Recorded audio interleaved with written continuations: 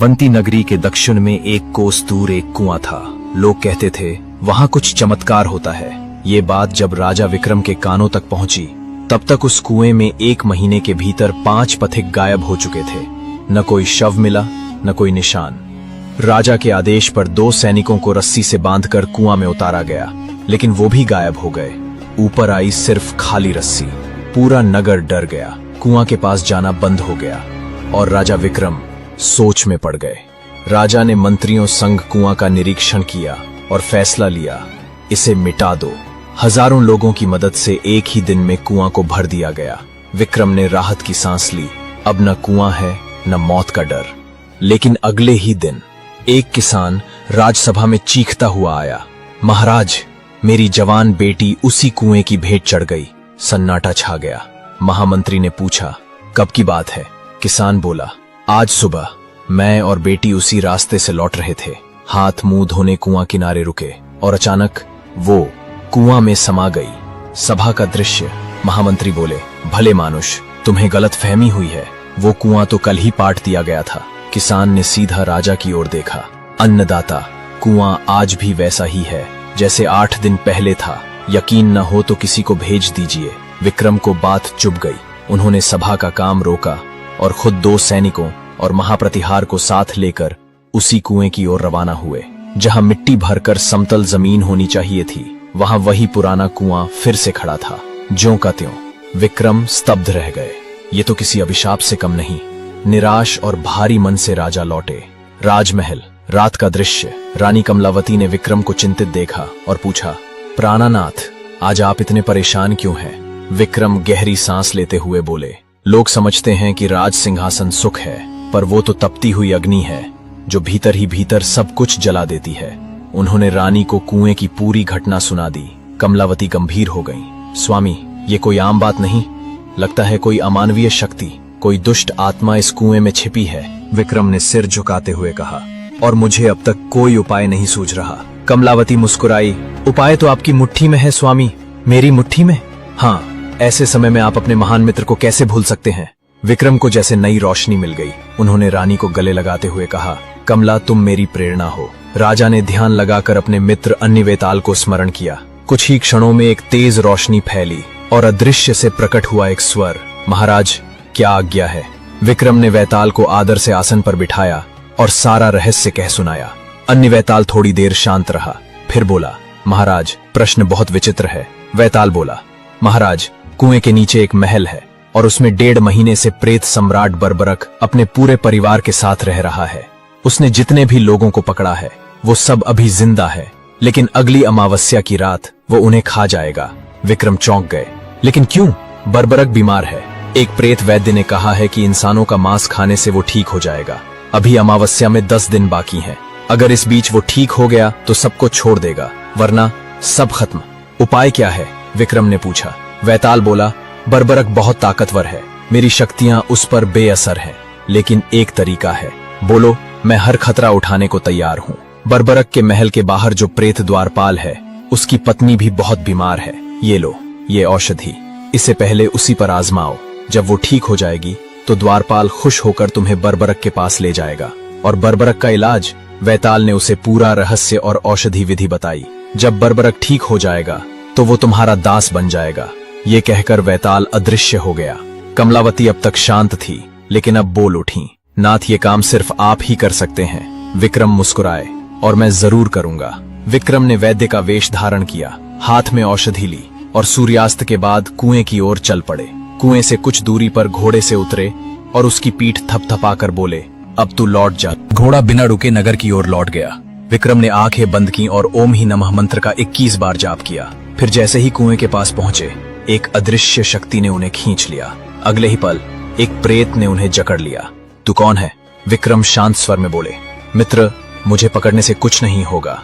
मैं एक वैद्य हूँ, तुम्हारी पत्नी को ठीक करने आया हूँ। प्रेत चौंक पड़ा। तू वैद्य है? कहाँ से आया है? विक्रम बोले, मैं बहुत दूर से आया हूँ।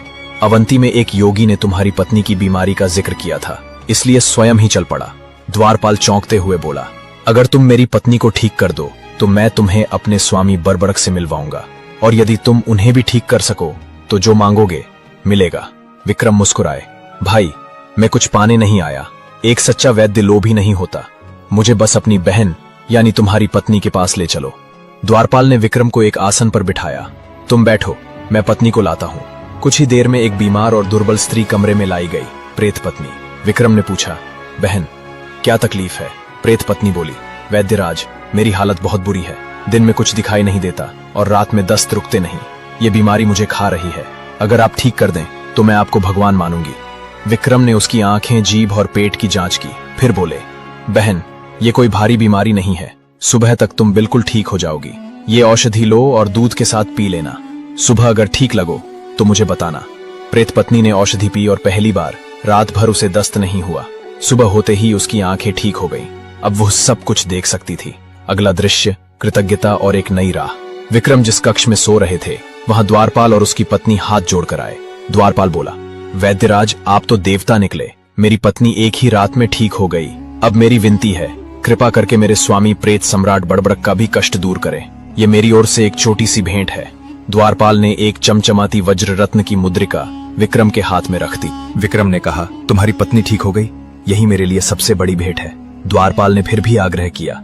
आखिरकार विक्रम ने वज्र मुद्रिका प्रेत पत्नी के हाथ में देते हुए कहा, बहन तुम प्रेत योनि में हो, लेकिन मैंने तुम्हें बहन कहा है। ये एक भाई की भेंट है। प्रेत पत्नी भावुक होकर मुद्रिका पहन लेती है। फिर द्वारपाल विक्रम को प्रेत सम्राट बड़बड़क के पास ले गया। नमस्कार करते हुए बोला, महाराज ये महान वैद्य हैं। इन्होंने मेरी पत्नी को एक रात में रोग मुक्त कर दिया। अब आपके इलाज के लिए लाया हूँ। बड़बड़क पलंग पर लेटा था। उसके आसपास उसकी 8 रानियां बैठी थीं और 50 भूत सेवा में खड़े थे। वह विक्रम को गौर से देखने लगा। विक्रम बोले, महाराज मैं आपका रोग जानता हूँ। बड़बड़क चौंक गया। तुमने नाड़ी तक नहीं देखी, फिर भी रोग जान गए? मैं दृष्टि वैद्य हूँ, मुझे नाड़ी देखने की जरूरत नहीं होती। बड़बड़क और वहां खड़े भूत चुपचाप विक्रम को देखने लगे। तो बताओ क्या रोग है मुझे? आप अजीर्ण से पीड़ित हैं, दिन भर बेचैनी रहती है और रात भर नींद नहीं आती, यही ना?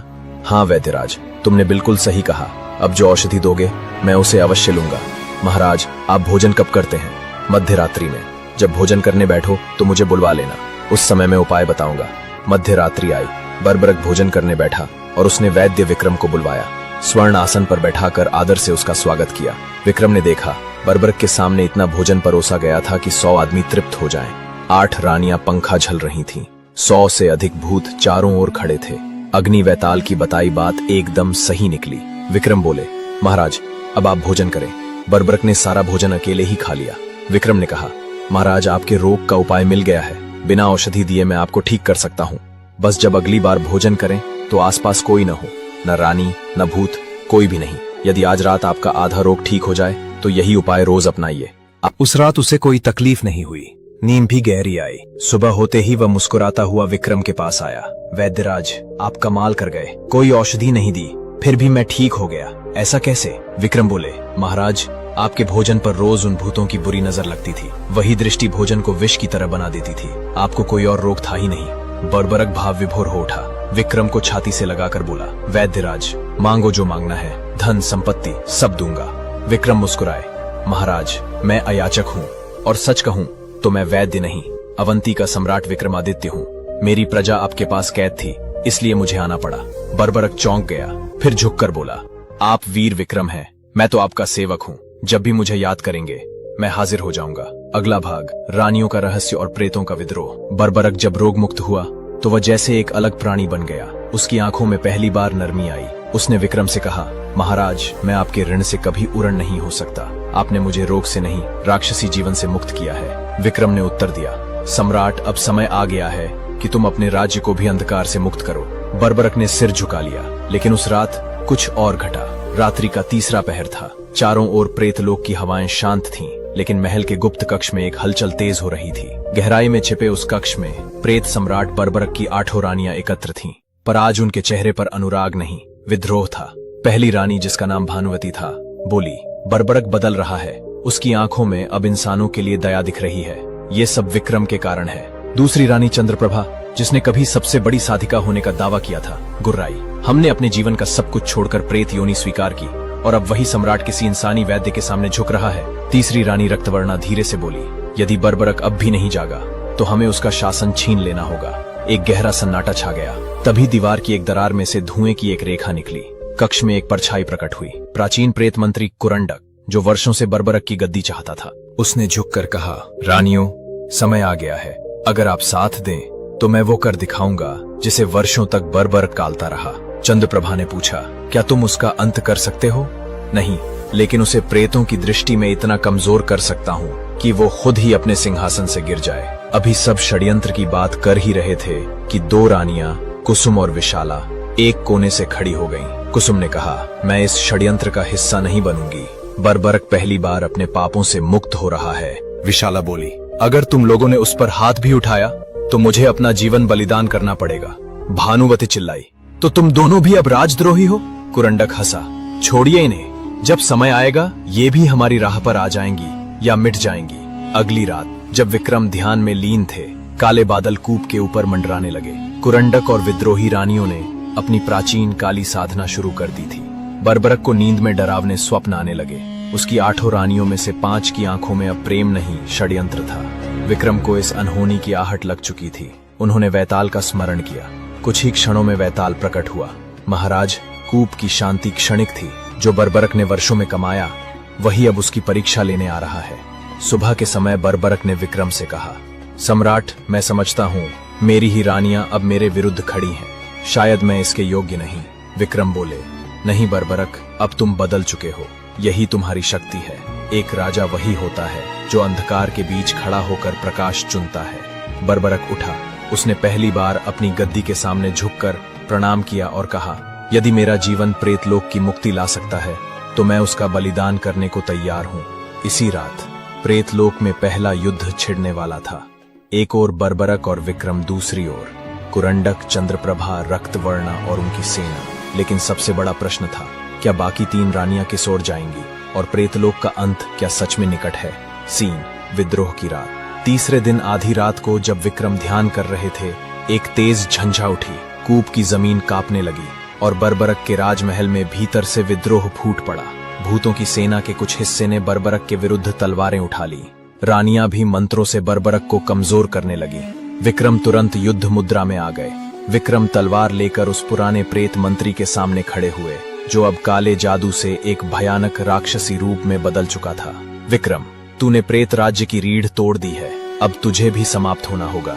विक्रम बोले, सच्चाई को कभी हराया नहीं जा सकता, चाहे सामने कितना भी अंधेरा क्यों ना हो। और शुरू हुई एक रहस्यमय युद्ध, प्रकाश बनाम अंधकार का।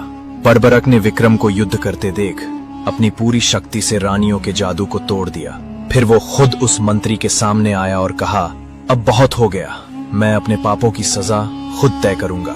बर्बरक ने एक अग्निकूप में प्रवेश करने का निर्णय लिया, जहां जाकर वह अपनी सारी राक्षसी शक्ति का अंत कर सके। महाराज विक्रम, आपने मुझे दूसरा जीवन दिया, अब मैं इसे सही तरह से समाप्त करूंगा। और बर्बरक अग्नि में प्रवेश कर गया। चारों ओर प्रकाश फैल गया। कूप की भूमि कांपी। अचानक वह कूप, जो वर्षों से मनुष्यों को निगल रहा था, अब शांत हो गया। विक्रम ने सभी कैदियों को ऊपर भेजा और फिर स्वयं कूप से बाहर निकले। सूरज की पहली किरण जब विक्रम के चेहरे पर पड़ी तो नगरवासियों ने जयकार लगाई, जय हो सम्राट विक्रमादित्य की। कूप अब बंद था। बर्बरक मुक्त हो चुका था और अंधकार की जगह उजाला ले चुका था।